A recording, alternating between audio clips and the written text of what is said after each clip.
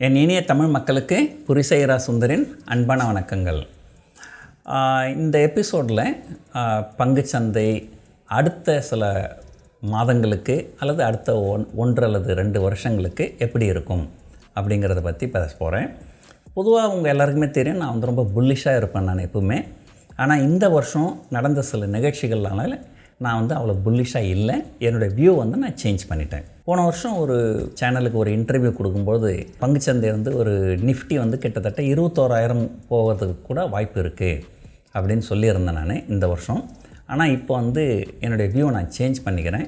So அந்தளவுக்கு போகாது அப்படிங்கிறது தான் என்னுடைய கருத்து. ஸோ இந்த வருஷம் நம்முடைய பங்குச்சந்தைகள் எதிர்நோக்குகின்ற சவால்கள் 10 சவால்கள் என்ன அப்படின்றத பற்றி தான் இந்த வீடியோவில் பேச போகிறோம். சவால் நம்பர் 1, எஃப்ஐஐ செல்லிங். இந்த எஃப்ஐஐ கிட்டத்தட்ட 4.5 லட்சம் கோடி 5 லட்சம் கோடி அப்படிங்கிற அளவுக்கு பங்குகளை வந்து கடந்த 2 வருஷத்தில் விற்றுருக்குறாங்க. இது வந்து ஒரு மிகப்பெரிய ரெக்கார்ட் அப்படின்னு தான் நம்ம சொல்லணும். இது வரைக்கும் இந்திய பங்குச்சந்தை வரலாற்றிலேயே இவங்க இந்த அளவு விற்றது கிடையாது. ஒருவேளை கொஞ்சம் விற்றுருந்தாலும் ஏதோ Lehman brother collapse, corona virus அந்த மாதிரி ஒரு பிரச்சனைகள் இருக்கும்போது விற்றா பரவாயில்ல. கடந்த 2 வருஷத்தில் நமக்கு எந்த பிரச்சனையும் கிடையாது. இருந்தாலும் எஃப்ஐஐ வந்து தொடர்ந்து செல் பண்ணிக்கினே தான் இருக்கிறாங்க.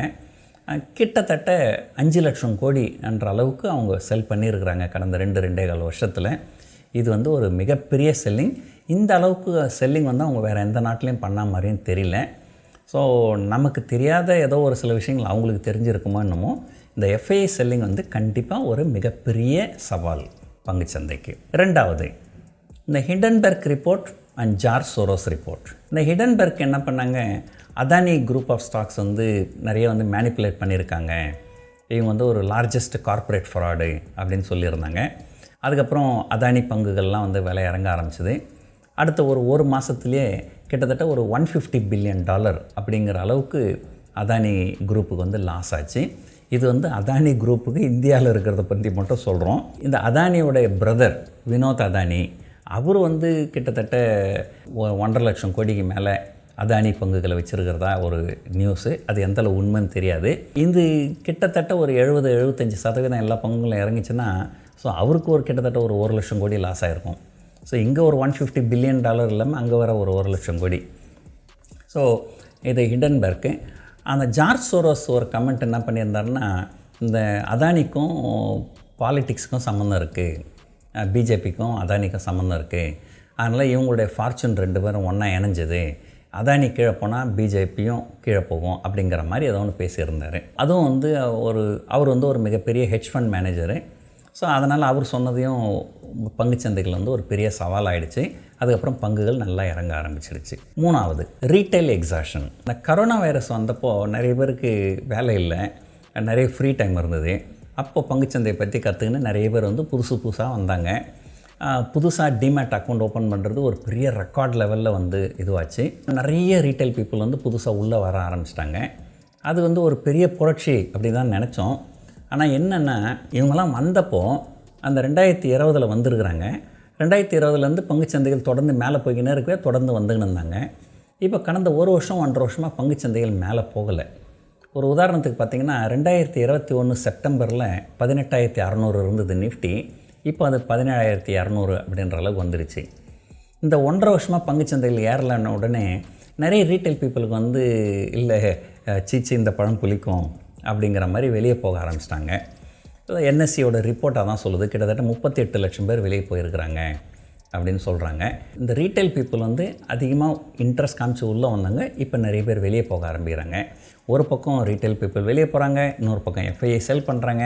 அப்புறம் யார் தான் பை பண்ணுறது? அதனாலேயும் பங்குச்சந்தைகள் வந்து மிகப்பெரிய சவாலை எதிர்நோக்கும். 4வது, ஹை வேல்யூவேஷன். நம்முடைய பங்குச்சந்தைகள் வந்து எப்பவுமே வந்து கொஞ்சம் ஒரு ஹை வேல்யூவில் தான் ட்ரேட் நடக்கும். பொதுவாக பார்த்திங்கன்னா மற்ற எமர்ஜிங் மார்க்கெட்லாம் பார்த்திங்கன்னா 10 PE ரேஷியோவில் ட்ரேட் நடக்கும்.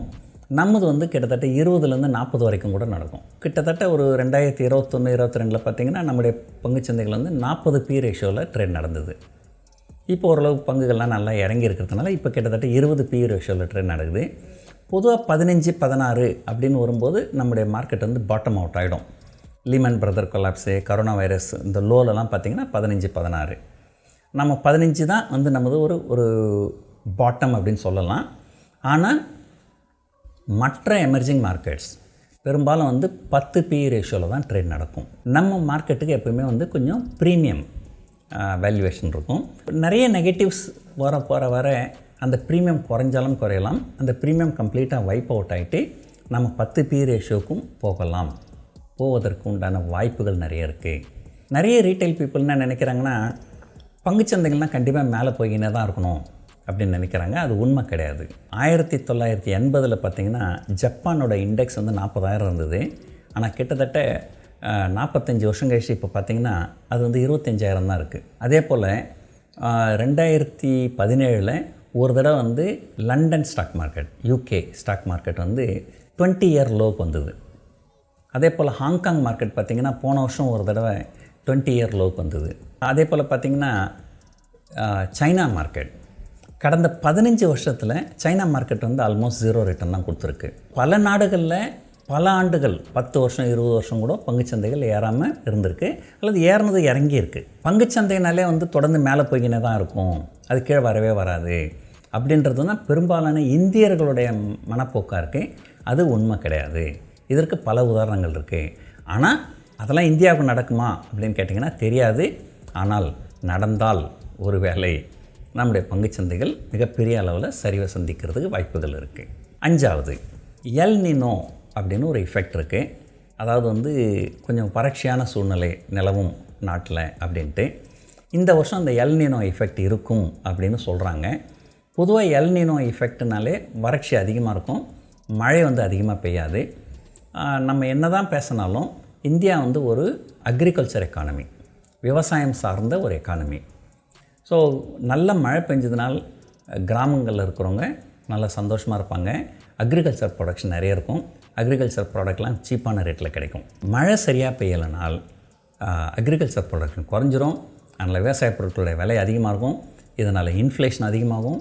இன்ஃப்ளேஷன் அதிகமாகிறது அர்பன் மக்களை பாதிக்கும், ரூரல் மக்களுக்கும் வருமானம் குறைஞ்சிரும். இப்போதைக்கு என்ன சொல்லியிருக்கிறாங்க, இந்த February மாதம் வந்து this was the hottest month இந்த லாஸ்ட் 150 இயர்ஸ் இந்தியாவில் அப்படின்னு சொல்லியிருக்காங்க. எல் நினோ எஃபெக்ட் இருக்கும்னு சொல்லியிருக்கிறாங்க. ஆனால் இந்த மன்சூன் பற்றி ஒரு ரிப்போர்ட் இன்னும் வரல.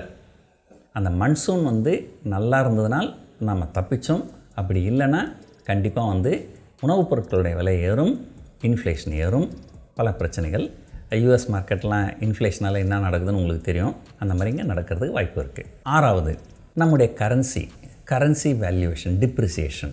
நம்ம கரன்சி பார்த்திங்கன்னா ஒரு வருஷத்துக்கு முன்னாடி 72 ரூபாயில் இருந்தது, இப்போ கிட்டத்தட்ட 83 ரூபா அப்படின்ற அளவுக்கு வந்துடுச்சு.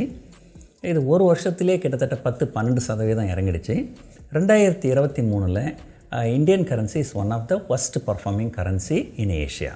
US டாலர் ரொம்ப ஸ்ட்ராங்காக இருக்குது, அது வேறு விஷயம். இப்போ நம்ம கரன்சி ரொம்ப வீக்காக இருக்குது.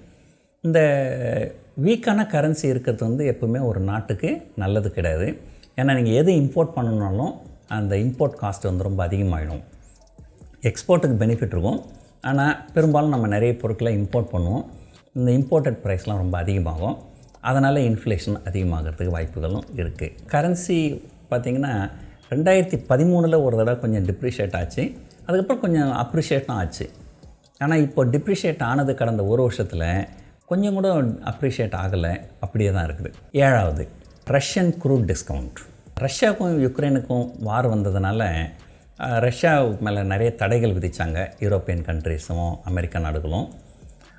நம்ம என்ன பண்ணோம், இதை ஒரு வாய்ப்பாக பயன்படுத்திக்கின்னு ரஷ்யா கிட்டேருந்து க்ரூட் ஆயில் வந்து கொஞ்சம் குறைவான விலைக்கு வாங்கணும். ரஷ்யாவை என்ன பண்ணாங்க, நிறைய நாடுகள் வாங்கலை, ஒரு சில நாடுகள் தான் வாங்கிறதுக்கு வராங்க அப்படின்னு நிறைய டிஸ்கவுண்ட் கொடுத்தாங்க. ஸோ அதனால் இந்த டிஸ்கவுண்டட் ப்ரைஸில் நம்ம க்ரூட் ஆயில் வாங்கினதுனால நமக்கு வந்து ஃபாரின் எக்ஸ்சேஞ்ச் வந்து அந்தளவு ஒரு மோசமான சூழ்நிலையில் நம்ம இல்லைன்னா இந்த ரஷ்யன் வாருக்கு முன்னாடி $40 $50 இருந்த க்ரூட் ஆயில் இப்போ $80 $85 ஆகிடுச்சு. அப்படியே டபுள் ஆகிடுச்சு. நம்ம வந்து we are one of the largest importer. நம்ம வந்து அந்நிய செலாவணி வந்து அதிகபட்சமாக நம்ம செலவு பண்ணுறதே வந்து க்ரூட் ஆயிலுக்கும் கோல்டுக்கும் தான். இந்த க்ரூட் ஆயிலுக்கு நம்ம டபுள் த காசு கொடுத்தோம்னாக்கா நம்முடைய ஃபாரின் எக்ஸ்சேஞ்சு சீக்கிரம் டிப்ளீட் ஆகிருக்கும். நல்ல வேலையாக இந்த ரஷ்யன் க்ரூட் வந்து குறைவான விலையில் கிடைச்சதுனால நாம் வந்து தப்பித்தோம். ஆனால் இது எவ்வளோ நாளைக்கு இருக்கும் அப்படின்றது நமக்கு தெரியாது. ரஷ்யாவும் கிட்டத்தட்ட ஒரு வருஷமாக அங்கே சண்டை போயின்னு தான் இருக்குது. ஸோ என்றைக்கோ ஒரு நாளைக்கு இந்த ரஷ்யன் வந்து நமக்கு டிஸ்கவுண்ட் கொடுக்க மாட்டேன் அப்படின்னு சொல்லிட்டாங்கன்னா கண்டிப்பாக அப்போ வந்து நமக்கு வந்து ஒரு பெரிய சவால் இருக்குது.